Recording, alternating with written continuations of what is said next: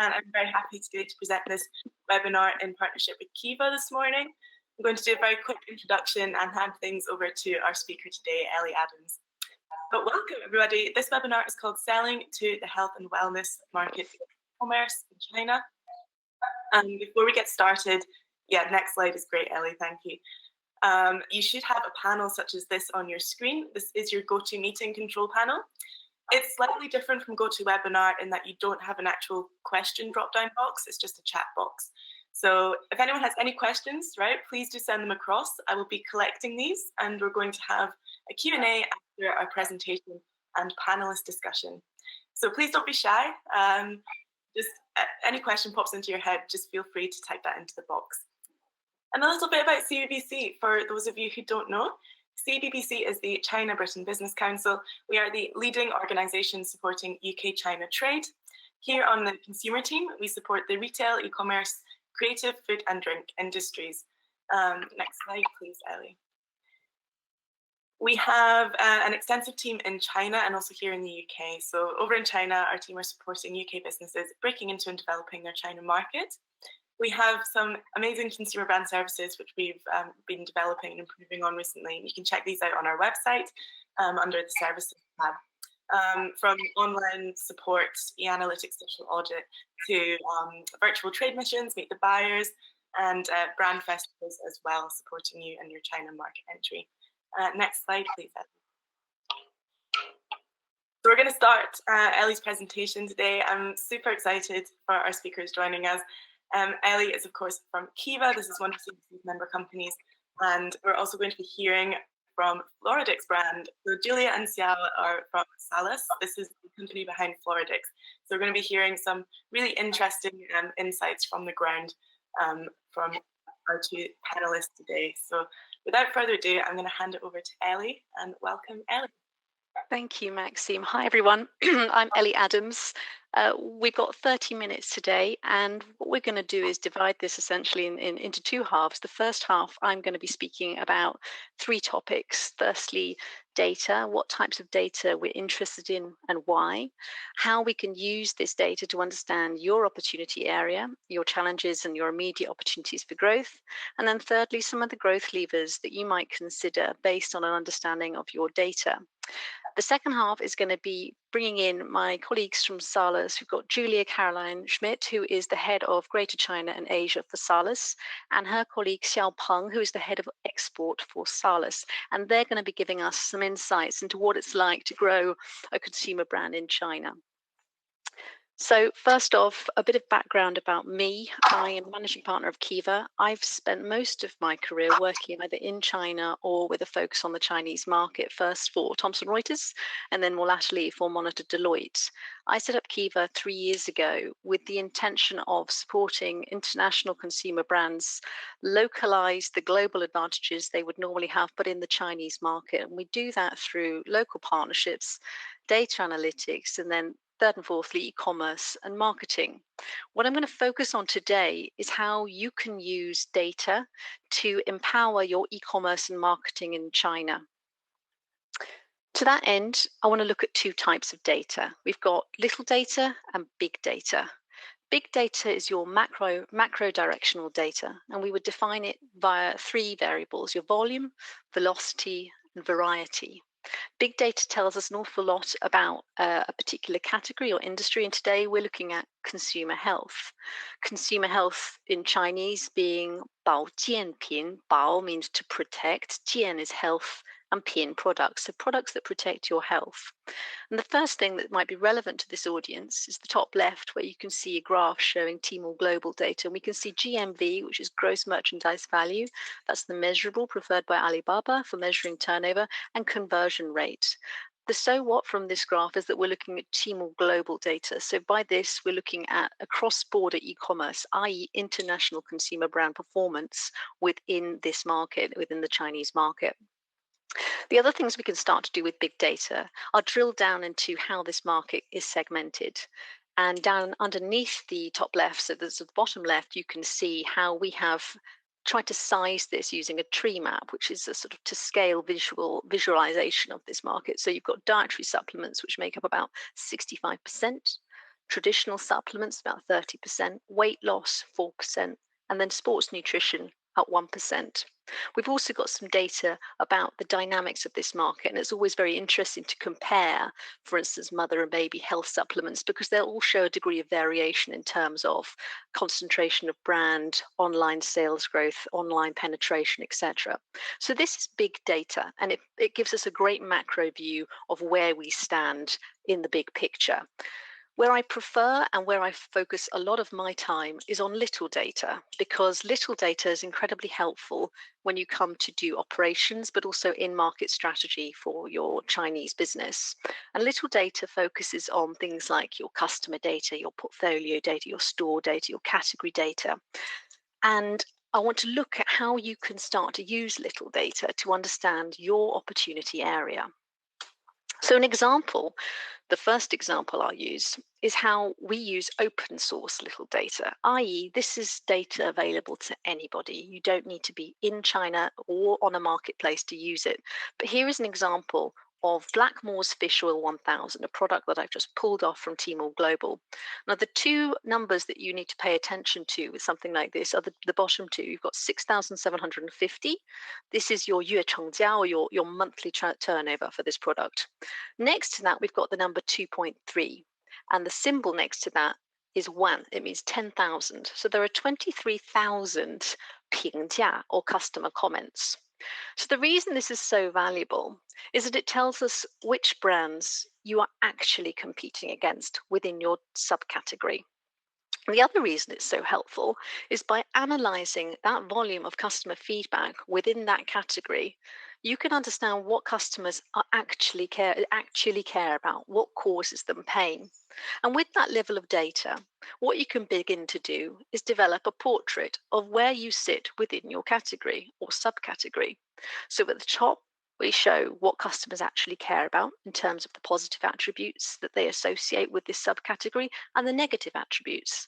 And then where the green box has monthly sales volume, there we would typically rank all of the products being sold within that subcategory. So you can start to differentiate and tie their performance to their product features so that you can understand better not only where you can stand an unfair competitive advantage, but also who your actual competitors are. And this is really important when you're an international consumer brand in the Chinese marketplace, because you'll often find your traditional typical competitors look completely different in the Chinese market. And one of the reasons for that, certainly if you're an e-commerce brand, you're typically competing with a hero product in a very, very focused area, in a subcategory.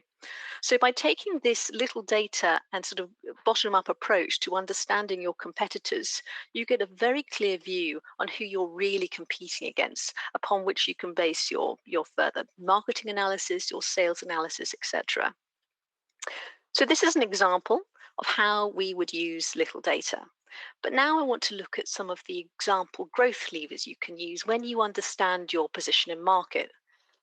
And I'm going to do this based on another piece of little data. This is my favorite e-commerce equation, and it's sales equals number of store visitors multiplied by conversion, multiplied by your average transaction value, and multiplied by your repurchase rate. The thing to be aware of here is that this is these four variables. Anyone who has a e-commerce flagship store in China will have access to that data. And that data tells you your position against your category, your competitors, and your industry. So you can quickly identify how you are performing and whether that is in line with what one might expect. But furthermore, if you take quite a holistic view of the Chinese market, you can look at this equation and it can tell you other things, such as store visitors as a reflection potentially of how many customer touch points you have, how many customers you're interacting with. Conversion is a reflection of levels of trust for your product and your message, but also the alignment of that message with what your customers want. Thirdly, average transaction value, that might be about how you're incentivizing or your product mix. And the repurchase is about loyalty. So I'm going to focus on a few examples here, but the point to emphasize is that there are so many options for what you can do. But the premise and the foundation of deciding on those options is ideally based on your own data or little data. So a quick example here is communications and messaging, and this is work we've done with Salus, and I'm sure they will talk about shortly. But one of the pieces of work we did with Salus was about understanding who their customers were and what they wanted. And Salus has typically looked at the pregnant consumer because during pregnancy, iron deficiency spikes, and it's a very obvious time when women want iron supplements. What we found from a greater analysis of their data, however, was that there was a huge level of consistency with regards the demand for iron between women aged 20 to 40, but also those demands were consistent, yet the previous marketing had often targeted things like iron deficient anemia, whereas a lot of younger women were seeking things like beauty benefits, better skin, more red lips, etc. So that was an insight that came from little data. A second insight was around the use of the term TAUN. TAUN is actually Salus's own IP. And what we found was that actually this term has become a colloquial means of searching for iron top up rather than boutier. And so what we wanted to do, having understood that this was a great area of opportunity, was cement Salus and TAUN together within their official marketing. So here you have an example of some official marketing from Salus, where we've got TAUN very clearly marketed next to the Salus brand name. A lot of Salus's customers really value their heritage and their German reputation for quality and the purity of their products. So this again is something that we've reinforced through their subliminal messaging. This woman here is a German-based Chinese KOL. And somewhat unbelievably, she's had 2 children, which as a mother, I find astonishing because she looks fantastic. But the whole point of this is the phrase used is 带娃加美丽一样不落下.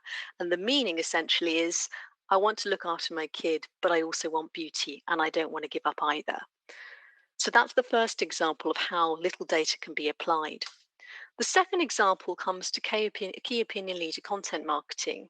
Key opinion leaders are an incredibly powerful way of increasing your touch points with consumers that you might not otherwise have access to.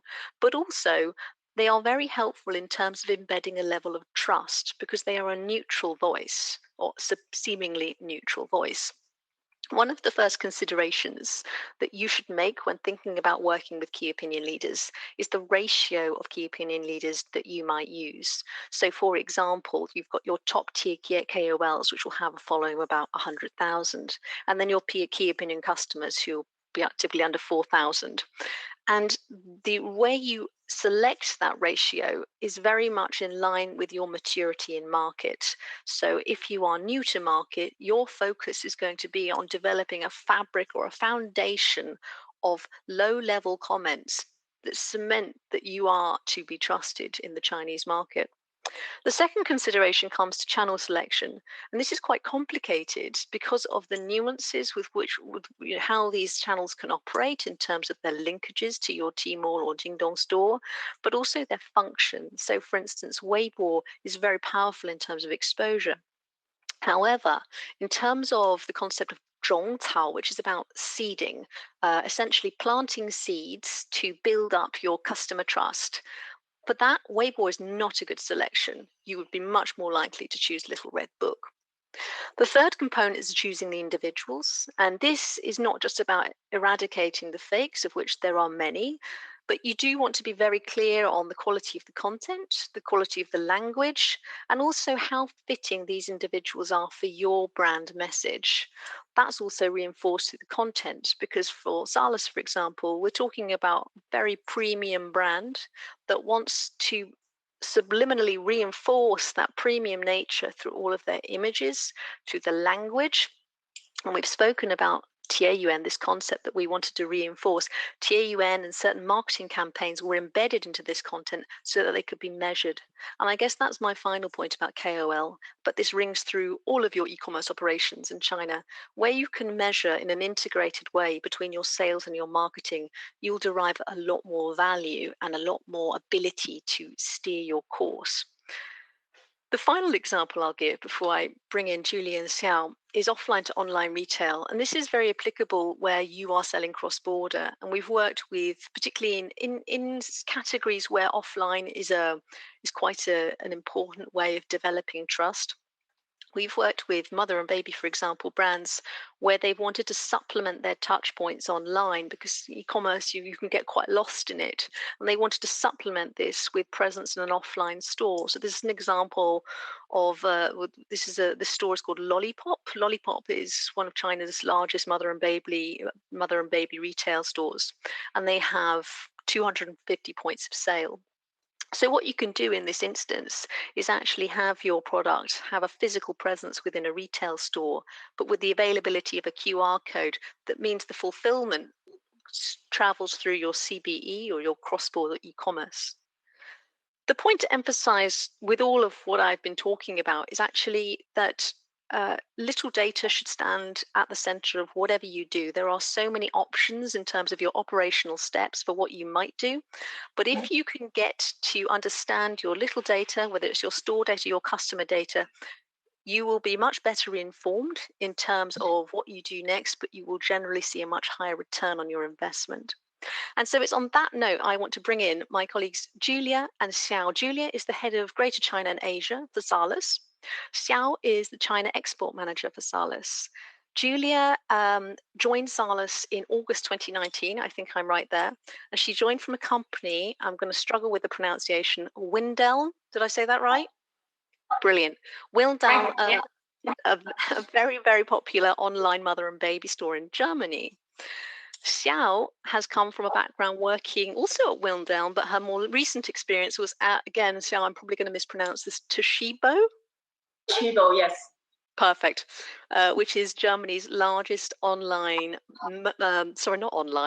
manufacturer and distributor of coffee. So can I turn my screen off and bring Julia and Xiao in? You've already done that, Maxime. Yep, good to go. Perfect. Hi, guys. Hello. Hi there. Good morning. Julia, I wondered if you wanted to give sort of a brief overview of Salus and Floradix, both globally, but in the Chinese marketplace as well. Of course. Thank you. Salus House is a German company. We were founded in 1916, so more than 100 years of experience. And the company is a manufacturer of herbal health food products, herbal infusions, medicines, and OTC products. So including our popular brands Floradix, which I believe is also a brand popular in the UK. And the company is selling in more than 65 countries worldwide. Started with exports some 60 years ago, and the first countries were actually Luxembourg and Austria. We have been selling in China for more than 10 years. We started off with a distribution partner in China, in mainland China, but the popularity of the brand was also helped by the so-called daigous, or overseas buyers, coming from Australia, New Zealand, but many parts of Europe as well. And so over the last couple of years, the last decade, the company, the brand especially, has grown to be popular in China as well.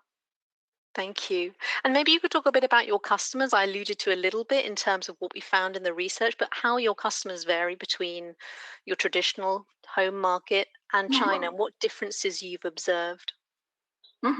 So what we're seeing at our target group in China tends to be younger, as you mentioned earlier. So the target group in China there is rather in their 20 to 40s, young women seeking to provide and live a very healthy life.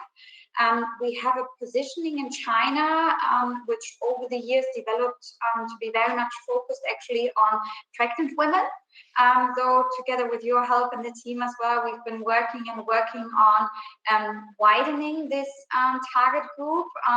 If you compare it to the UK, for example, there we have a target group which is much wider, focusing on tiredness. So they have a popular claim there, tired of being tired. If you lack iron, and lacking iron often leads people to being, having a higher level of fatigue and wanting to fight against that level of fatigue. Our customers in China often get to know the brand through word of mouth, but also through online research. We are selling exclusively online in China, so, through popular cross-border e-commerce platforms. Whereas in Germany, but also in Europe and in other countries, you would tend to probably make a first acquaintance with the brand while you are either in a pharmacy store, in a health food market, or any other kind of organic store where you would look for health products. Thank you. So interesting. And then, I mean, that kind of leads quite nicely into a question to Xiao, really, about e-commerce, because obviously you have your Tmall presence, your Jingdong, Kaolan specialist channels. I particularly enjoyed a phrase that Julia used a couple of weeks ago called tops and flops, i.e. what are the great advantages that you've discovered through e-commerce, but also what are some of the pitfalls that you might advise other consumer brands to consider as they manage their e-commerce in China? Speaking of the tips, I would like to give some tips, for example, for the regulations and laws, because when selling from abroad to China, you have to always make sure to comply with the local regulations and laws. For Salus product, it means that we can only sell in the cross-border segment, not the domestic segment, because we haven't, because our products are not registered yet in China, so we cannot really import the product to China. And the second one is, before entering the Chinese market, maybe check first on the Taobao, the C2C platform of Alibaba, where the reseller can sell the products, or the dealers can sell the products on these platforms, to see or to check if your products have already found their way to China. And this can also indicate a potential, the potential of your products and of your brands. And speaking of the pitfalls, I would like to say, firstly, take a little bit time to consider the price structure of your products, because next to the supply chain costs, there will be also sales commissions and also marketing costs, some costs on top. And because just being present in China doesn't mean that your product can fly by itself, because there's 870 million monthly active users on Alibaba. They are not waiting to buy your product. So you have to do some marketing activities on the platform. And the second one is really spend more time on understanding the mechanics behind the promotions. For example, for Double 11, for the most important and the biggest sales event in China, the Singles Day on the 11th of November, we have actually started preparing it even in August, because you have to send goods over, and the deadline for the for entering the warehouse is like mid of September, so that we have to send it over by mid August, and before that we have to do all the forecast and preparations. And and the other very important part is to find a good TP, find a good partner, because in China, if you want to run your business online, you need to have a trading partner who can run the operation, a daily operational task, like this customer service, signing up for promotions, etc. So you have to find a reliable and competent trading partner for you. Thanks. I'm going to pick up on your point about how you can't just expect to be on the platform and immediately arrive at success. And also combine that with, we're coming up to 11/11. How can you give some examples of how, whether it's through work with us or independently, you are making your voice heard? What tactics and what strategies have you used that you might recommend to others? Yes, actually, earlier this year, at the beginning of this year, we started our brand position project together with the help of the QIVA Global team. And we found the key after analyzing the market, doing the market research, we defined the key messages that we want to deliver to the end consumer.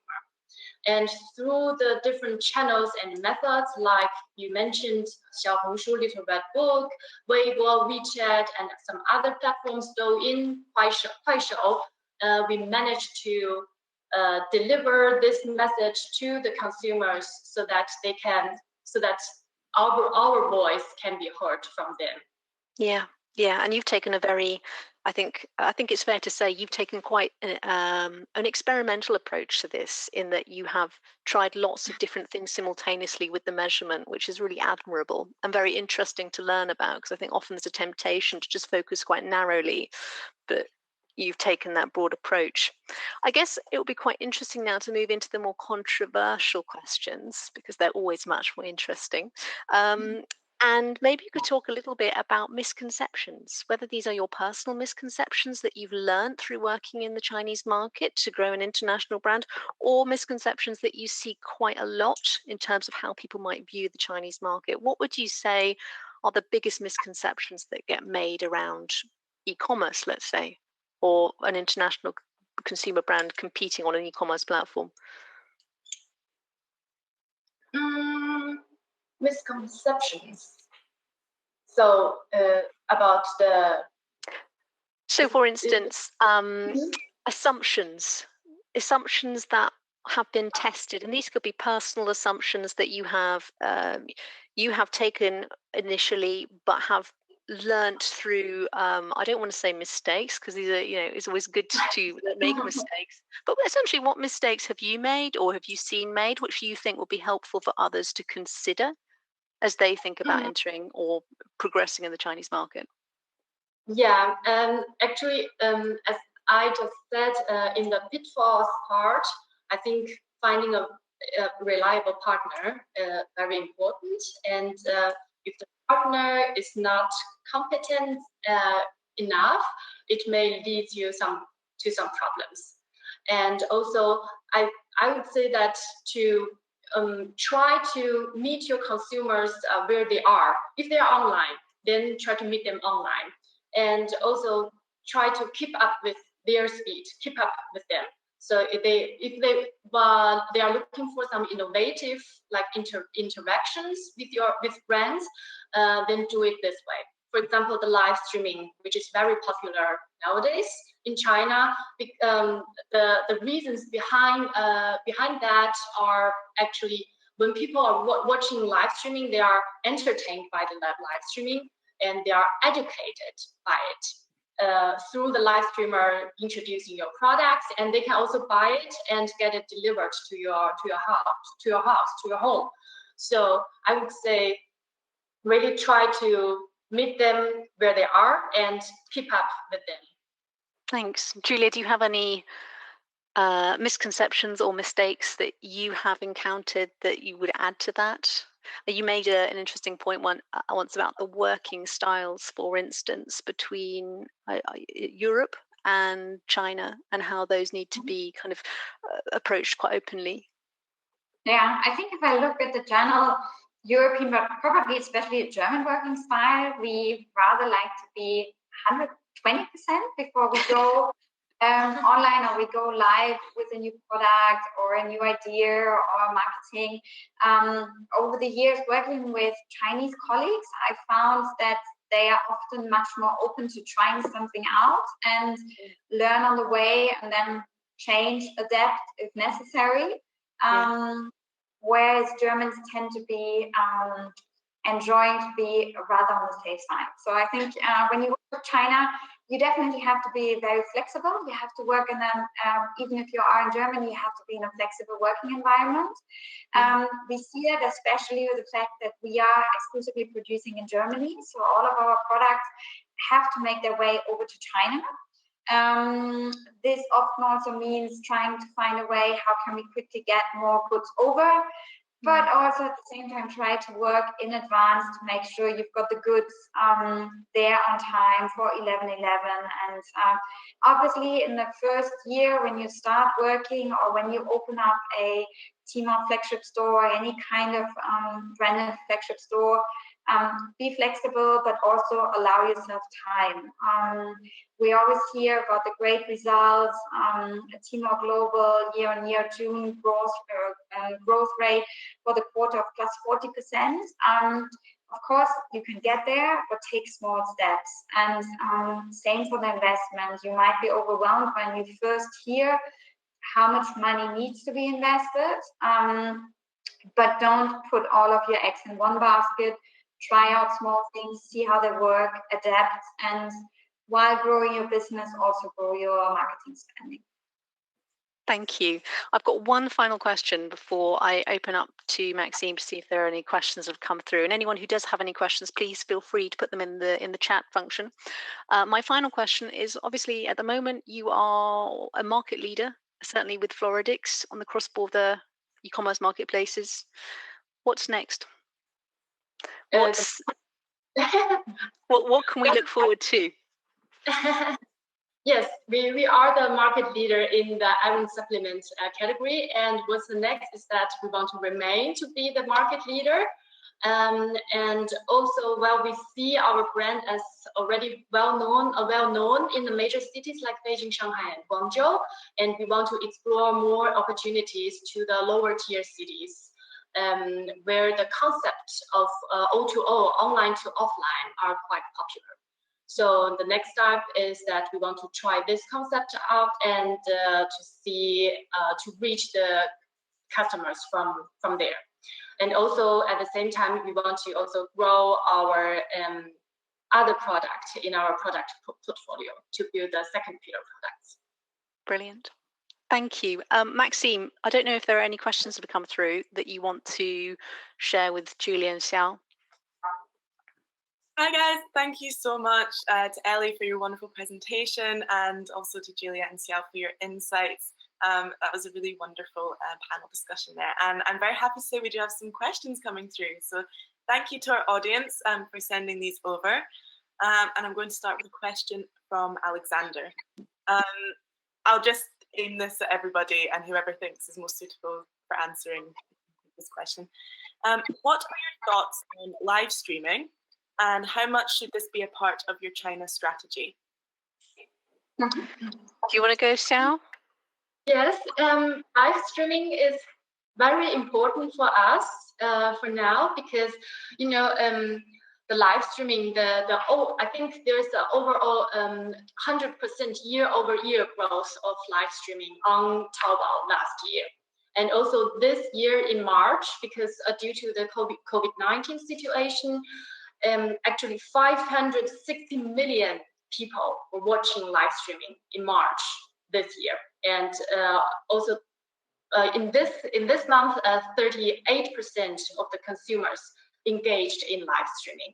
So this means that live streaming is important actually for all the brands, not only the international brand, but also the domestic brands. So live streaming do play a very, very significant role at Salus, and we are now in the trying out process for this live streaming. So we have tried little live streamers.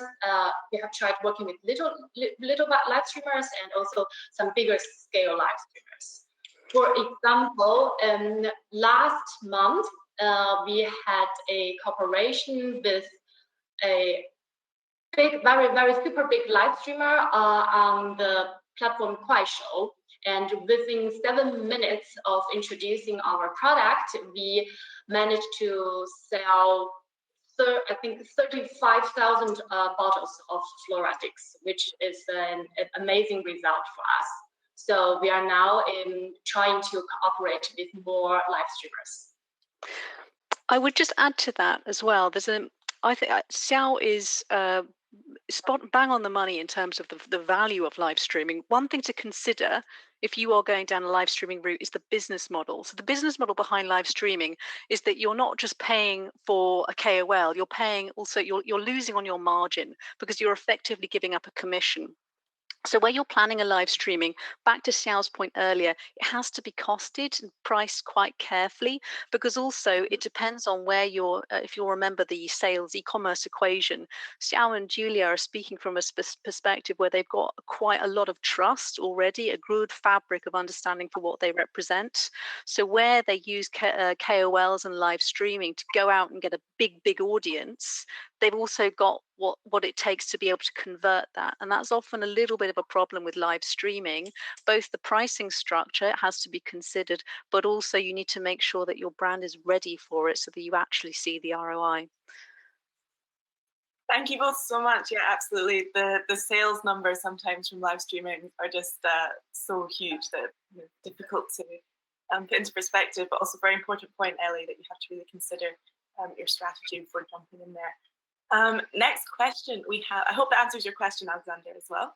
If not, you can follow up with Ellie afterwards. Very good answers. Our next question is from Hugo. This is based on the distribution model. So he is asking, why after 10 years is Salus only based on e-commerce and not registered products? Yeah, so as I mentioned earlier, we're selling health food products, and this is quite a specialized segment where in China there are a lot of regulations as well, and the product in terms of the recipe as it is set up today cannot be easily registered in China. That doesn't mean that we're not looking into this, but we have just seen that especially this segment is very strongly growing as well over the cross-border e-commerce markets. And we have to be honest, it's a very convenient way of selling in China as well, because you can keep your original packing.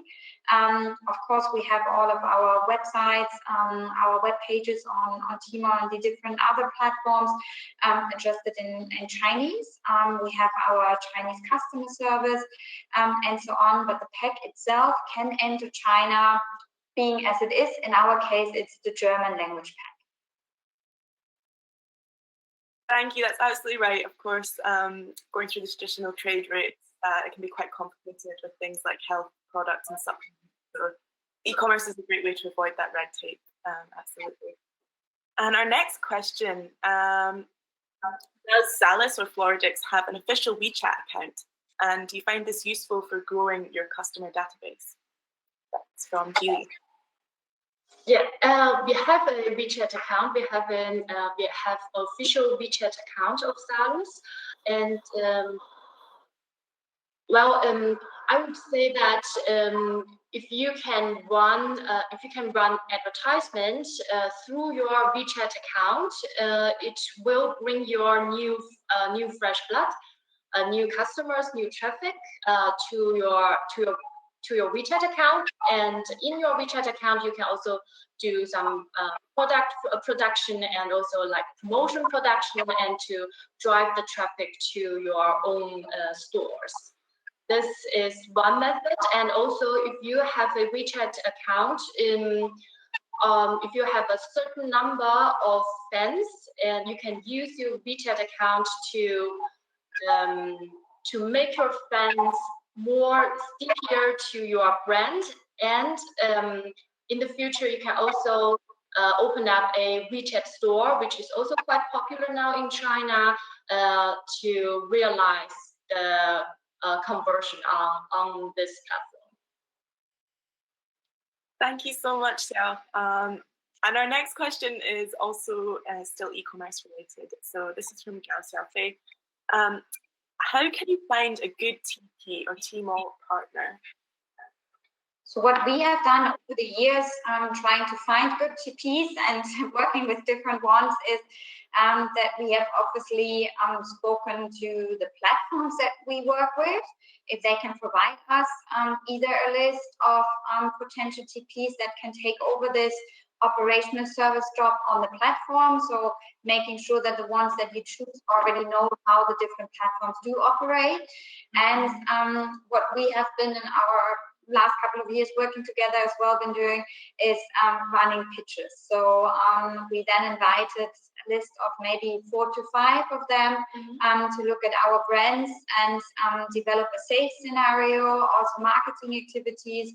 How would they approach the market? How do they see the market? What do they see in terms of strengths and maybe also current weaknesses of our brand? And through these pitch processes, we've always learned a lot about their thinking, how they approach it, and if they have the right mindset, also sales mindset, to push our brand in the market on an everyday basis. Fantastic. Thank you so much, Julia. We've got lots of questions coming through for Floradix.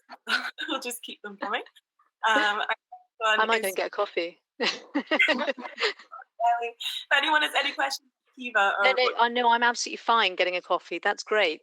I might just mute myself. Our next question is from Jack. Can you tell us more about your distribution model? We are a UK business who have all of our products manufactured by our wholly owned Chinese subsidiary. So our distribution business, so starting again with production, as I mentioned before, we are producing 100% in Germany. So all of our products come from the south of Germany. We're based 40 kilometers outside of Munich. We have our daughter company, Salus Beijing Co. Limited, which was founded in early 2020, so relatively new. Before that, we worked with a distribution partner. And this team that is based in Beijing, they are doing all of the management of our different platforms. So they are actually our TP. In this case, and they run all of the operational everyday activities that we need to be doing in the market, including especially also the marketing activities. And then distribution takes place on the one hand through our fully owned flagship stores that we have on certain e-commerce platforms, but we also work with the platforms directly. So the different direct stores do sell our products, and we don't have any offline presence yet, as we mentioned, due to the regulatory restrictions, but we are very much looking into the so-called O2O or offline to online opportunities, where we can have actually a presence in a store. Potential consumers go and see the product in the store, and then can either through WeChat or any other QR code activity order the product and get them delivered from the bonded warehouse. Thank you so much. I hope that answers your question, Jack. And next we have a question for Ellie, I'm glad to say. She's still here. Question for Ellie. We have seen increase in the body care category. Oops, sorry, I've just lost my question. In the body care category during and post-COVID. So how do you think COVID will change the landscape for China health and wellness market? And how should brands approach these changes? I think COVID has obviously changed the way consumers buy online. You're seeing a different demographic of people move to buying online. However, I think what COVID has revealed, or at least people are now talking about as a response to COVID, was actually set in motion a long time ago. So if you think about some of the policies that get set in China, generally in China, if you understand the political landscape, it's a great gauge on what's going to happen operationally within the business landscape, because that's the way policy works. It's very set in stone and it's a great guideline. So Healthy China 2030 has been their flagship policy. And what it's done and what it's doing is it's supplementing a fairly uneven allocation of health resource by trying to encourage people to manage their own well-being. Health and well-being is becoming a really, really important way in which they are viewing their economic growth. So I'd say this is not just COVID driving this demand. I'd say there is a much broader there are much broader incentives that are going on behind this to encourage more and more people to manage their health and well-being, which is probably, as you've seen, affecting that trend even more, driven as well, I'm sure, by COVID. I hope that answers the question. Thank you, Ellie. Absolutely. I'll try and fit in all of our questions, so we've got quite a few. So our next one is from Ava, and this is for Julia and Xiao again. In which platform do you have the majority of your sales? Is it more through WeChat mini program, Tmall, or Red? Actually, the most important platform for us is still Alibaba. So we have, until now, we have the most sales from the Alibaba platform through the direct business and also our flagship store. I think that's also a little bit driven by history, because we started our flagship store in 2015. Then we had some presence on JD and Kaola over the past couple of years as well. But really the longest established history we have on QIVA Global with our flagship store. And we recently opened a JD flagship store on JD.hk beginning of 2020 as well.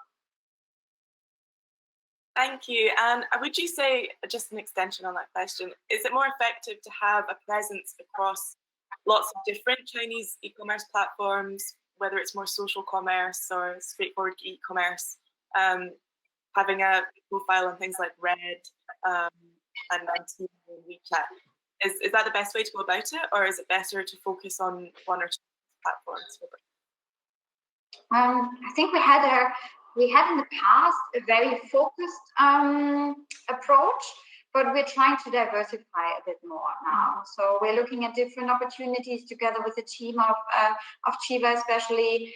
We have looked into KOL activities that we can widen on different platforms. We're looking at social commerce, which of course is becoming more and more important. So a little bit a mix of making sure you have your very solid base that you work on, and you ensure that this keeps as strong as it is, but also trying to diversify. Yeah. I think one of the things to add to that is that, and we've talked about this, Julia, Xiao, and myself, that one of the things you can probably adopt when you think about your channels is the rule of 7. So generally, you'll want a customer to interact with your brand at least 7 times before they're going to buy it. And when you think about e-commerce, people will generally go there to buy, but there's a large amount of time spent prior to that where they need to be influenced and exposed to your brand. So that's certainly something that Salus have adopted in terms of their strategy for using multiple channels to create that sort of repetition that they need to generate with their consumer base. Absolutely, that makes complete sense. And on that note, I think we've come to the end of our Q&A and our questions from our attendees. Thank you all so much for sending those through. That was a very good Q&A. Lots of questions there for all of our speakers. And yeah, that's the back of 11 now. So I think we're ready to wrap up our webinar there. Thank you to everybody, of course, to our speakers, to Ellie, Julia, and Xiao for their time today, for your presentation, Ellie, and also our panel discussion. It was very insightful. Thank you so much to hear about Salus's experience in the China market. I think we've had some really invaluable advice there for all of our attendees. And again, thank you to all of our attendees for tuning in this morning. I hope that you found them informative and helpful. And thank you so much for your questions. If you have any more questions, we'll be sending a follow-up email for this webinar, and this will have all of our speakers' contact details in this email for you. This session has also been recorded, so if you want to live it again, or if you missed, you can go and tune in. Ellie will have a version, and it will also be on the CBC YouTube channel. You can go and watch it there. And yeah, thank you so much, guys, for your time this morning. Thank you. Thanks very much. Ellie. Thanks for having us. Bye. Take care. Bye. Bye. Bye.